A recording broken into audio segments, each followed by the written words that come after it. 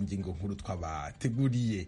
Leta y'u Rwanda irasaba umuryango w'ubumwe bwa Afurika kudashyigikira ingabo z'umuryango w'ubukungu bw'ibihugu byo mu majyepfo ya Afurika SADC ziri mu butumwa muri Repubulika ya Demokarasi ya Kongo. Impunzi z'abakongomani ziri mu nkambi zitandukanye mu Rwanda zakoze imyigaragambyo kuri uyu wa mbere. ngira ngo abanyekongo bari mu Rwanda nk'impunzi bafite uburenganzira bwo gukora imyigaragambyo basaba ko basubira mu gihugu cyabo, basaba ko igihugu cyabo cyagira umutekano kugira ngo bashobore gusubira mu byabo. Joseph Sebarenzi wigeze kuyobora inteko nshingamategeko y'u Rwanda. Mu leta y'u Rwanda irasaba umuryango w'ubumwe bwa Afurika kudashyigikira ingabo z'umuryango w'ubukungu w'ibihugu byo mu majyepfo ya Afurika SADC ziri mu butumwa muri Repubulika ya Demokarasi ya Kongo. Ubutegetsi bw'u Rwanda burashinja izo ngabo gukorana n'imitwe yitwaje intwaro irimo na FDLR iburwanya. Temistokle Mutijima. Ubusabe bw'u Rwanda bukubiye mu ibaruwa Minisiteri y'Ububanyi n'Amahanga y'iki gihugu yandikiye umukuru wa Komisiyo y'Umuryango w'Ubumwe bwa Afurika Bwana Musa Faki Mahama kuri uyu wa mbere. Ni ibaruwa u Rwanda rwanditse mu gihe habaga inama y'akanama gashinzwe umutekano mu Muryango w'Ubumwe bwa Afurika rwo ruvuga ko rutatumiwemo. Iyo nayo ikaba yigaga ku kibazo cy'umutekano muke mu burasirazuba bwa Kongo. Muri iyi baruwa Ijwi rya Amerika yaboneye kopi, u Rwanda ruvugamo ko rutewe impungenge no kuba mu byigiwe muri iyo nama harimo no kwemeza ubutumwa bwa SADC SAMIDRC muri Kongo, kimwe no gusuzuma ubufasha umuryango w'ubumwe bwa Afurika n'abandi bafatanyabikorwa batanga kuri ubwo butumwa. Ibaruwa iti: u Rwanda rurahamagarira umuryango w'ubumwe bwa Afurika guha uburemere akaga iyoherezwa rya SAMIDRC riteje ku Rwanda no ku karere kose. Mu ibaruwa yarwo u Rwanda rushinja umutwe w'ingabo za SADC gukorana n'imitwe y'inyeshyamba igendera ku ngengabitekerezo y'irondakoko yibumbiye mu ihuriro ryitwa Wazalendo ndetse n'amatsinda anyuranye y'abacanshuro. Muri iyo mitwe u Rwanda rwitiye abajenosideri n'iyabaswe n'ingengabitekerezo y'irondabwoko ruravuga ko harimo n'uwa FDLR urwanya ubutegetsi bwarwo. Ruti: SAMIDRC nk'umutwe w'ingabo ugaba ibitero ufatanije n'imitwe nk'iyo ntiwasimbura inzira yo gukemura ibibazo byo mu buryo bwa politiki yatambamiwe na leta ya Kongo. Bityo umuryango w'ubumwe bwa Afurika urahamagarirwa kutemera cyangwa kudatera inkunga SAMIDRC. U Rwanda kandi rushinja ingabo z'umuryango w'ubukungu uhuza ibihugu byo mu majyepfo ya Afurika SADC kuburizamo umuhate wo gukemura ibibazo mu nzira z'amahoro wari watangijwe n'ibihugu byo mu karere. Kuri iyi ngingo mu ibaruwa yarwo u Rwanda ruti: SAMIDRC ubu irashyigikira imyifatire y'ubushotoranyi ya Kongo yo gushakira igisubizo mu ntambara yirengagije gahunda zose zo gushaka umuti w'ibibazo mu buryo bwa politiki zari zatangijwe n'ibihugu byo mu karere zirimo ibiganiro bya Nairobi n'ibya Rwanda. Mu ibaruwa yarwo kandi u Rwanda rwashinje ibihugu by'u Burundi na Repubulika ya Demokarasi ya Kongo gucumbikira no gukorana n'imitwe y'inyeshyamba irurwanya irimo FDLR na CNRD FLN. Rugashinja abakuru b'ibyo bihugu gutangaza ku karubanda ko biteguye gushyigikira impinduka z'ubutegetsi mu Rwanda.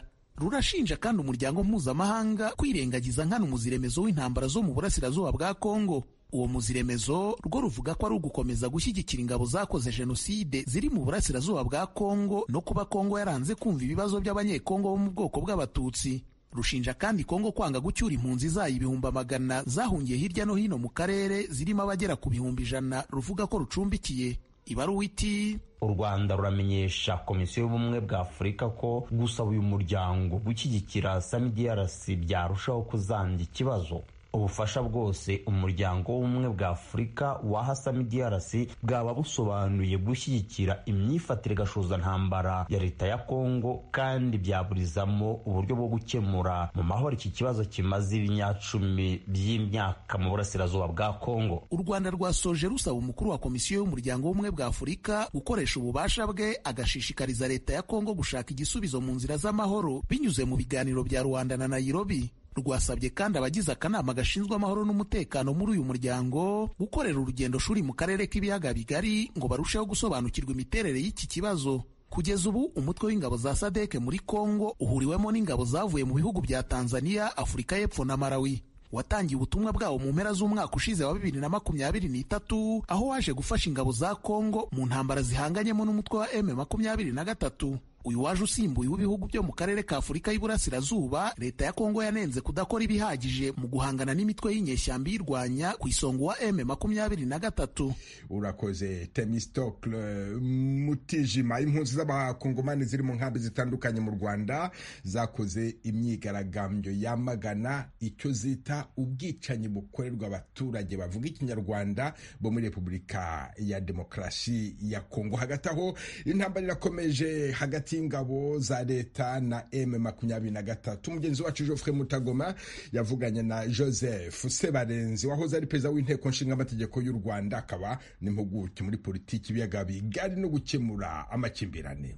ngira ngo abanyekongo bari mu Rwanda nk'impunzi bafite uburenganzira bwo gukora imyigaragambyo basaba ko basubira mu gihugu cyabo, basaba ko igihugu cyabo cyagira umutekano kugira ngo bashobore gusubira mu byabo. Bariya ni abantu bamaze imyaka myinshi cyane mu Rwanda. Kuba rero bakiri mu Rwanda muri iyi myaka yose bigaragaza intege nke za Kongo. Numva rero ko Kongo yabatega amatwi n'umuryango mpuzamahanga ukabatega amatwi, ariko ikindi wavuga uti u Rwanda narwo nk'igihugu cyakiriye ziriya mpunzi, niba baretse bakigaragambya uyu munsi, nyamara kandi iyo bigaragambije basaba ibindi, leta y'u Rwanda irababuza, ndetse muzi ko hari igihe yanabarashe. Sinzi rero ko ari impuhwe leta y'u Rwanda ibafitiye cyane, nubwo hari abanyarwanda nyine bisa muri rusange abanyarwanda bumva akababaro k'impunzi z'abanyekongo, ariko ntekereza ko icyo u Rwanda rwafasha izo mpunzi kurusha ikindi ni uko narwo rushyiraho akarwo gakomeye kugira ngo mu karere ka Kivu hariya bakomoka haboneka amahoro, bityo basubireyo.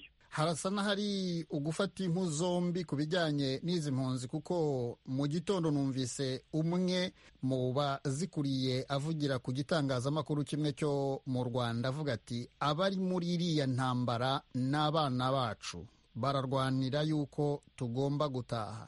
Hanyuma kandi hakabaho kuba bavuga bati turashaka ko leta ya Kongo iducyura mu mahoro. Amahoro n'uburyo bw'intambara birahura gute, birerekeza he? Ubundi byagaragaye mu mateka ko iyo inzira y'amahoro itashobotse, mu by'ukuri koko itanashoboka, byagiye bigaragara ko abantu bafashe intwaro, noneho bigatuma abo bananiwe gutanga uburenganzira noneho batega amatwi bakajya mu mishyikirano, bikaba byagera ku mahoro. Icyo ni kimwe. Ariko hari n'abandi mu mateka ko bigaragara bajya batekereza ko ibibazo byose bigomba gukemuka ari uko habaye intambara. Ibyo rero ni amakosa.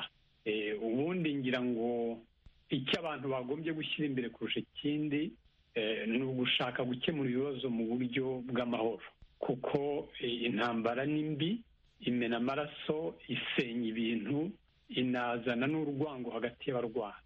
Ku buryo rero wenda duhere ko intambara yamaze kuba, numva ko abarwana bari ku mpande zombi bari bakwiriye gushyira mu gaciro, bakumva ko uko kumeneka amaraso kugomba guhagarara, bakajya mu biganiro, bakareba umuti ukwiriye ku buryo amahoro aza vuba, kuko abantu barababaye. Hari abantu kenshi baba ari nk'i Burayi nkatwe turi muri Amerika, cyangwa se abicaye i Kigali, cyangwa se abicaye i Kinshasa, ukumva bavuga ngo ni ukurwana nta kundi byagenda, nyamara kandi bakibagirwa ko hari abana bari ku rugamba n'abasirikare bari ku rugamba bamena amaraso yabo. Uvuze ku bijyanye n'imishyikirano, imishyikirano irasa nk'aho Perezida Felix Tshisekedi wa Kongo arasa n'uwayemeye, ariko ashyiraho ibigomba kubahirizwa mbere y'uko ayemera, ndetse nta n'itariki cyangwa aho izabera iyo mishyikirano igomba kubera. Ariko Bwana Sebarenzi, ni imishyikirano ishoboka mu gihe habaye amagambo akomeye hagati y'u Rwanda na Repubulika ya Demokarasi ya Kongo tutari buze gusubiramo hano ku ijwi rya Amerika. Nyuma y'ayo magambo n'ibyo turimo tubona, uratekereza ko ubona abakuru b'ibihugu byombi u Rwanda na Kongo baba batangiye kumva ibivugwa n'ibihugu by'ibihangange? Reka mbanze mvuge kuri ayo magambo y'abo bayobozi. Yewe iyo nkurikiye amagambo perezida Kagame avuga numva birambabaza. Kubera iki? Birambabaza kubera ko ni amagambo arimo agasuzuguro, ni amagambo atanashyira no mu gaciro, kuko nubwo ndavuga nk'umunyarwanda, ntabwo u Rwanda rwari rukwiriye gukoresha imvugo nka ziriya ni imvugo z'abantu basanzwe, ariko umuyobozi w'igihugu ntabwo yatukana kuriya, ntabwo rero birabifasha kuzana amahoro. Nzi ko no ku ruhande rwa Kongo nabo hari amagambo bagiye bakoresha atari meza, ibyo nabyo ni ibintu bigayitse. Ubundi ni byiza gukoresha imvugo nziza, nubwo umuntu mutavuga rumwe, hari ibintu mutumvikana bikomeye, ukomeza kumwubaha ahubwo ukamusobanurira mu magambo yumvikana y'ukuri ko ibyo akora atari byo, ariko ntabwo wakoresha imvugo nka ziriya. Ikindi kandi nka kimwe navugaga mu kanya ko hari igihe abanyapolitike bavuga amagambo yo kurwana, ukumva n'abariya bose bakoma amashyi, nyamara iyaba ari bo babwiraga ngo ntibambare imyenda ya gisirikare bajye kurwana, batekereza noneho. Joseph Sebarenzi wahoze ayobora inteko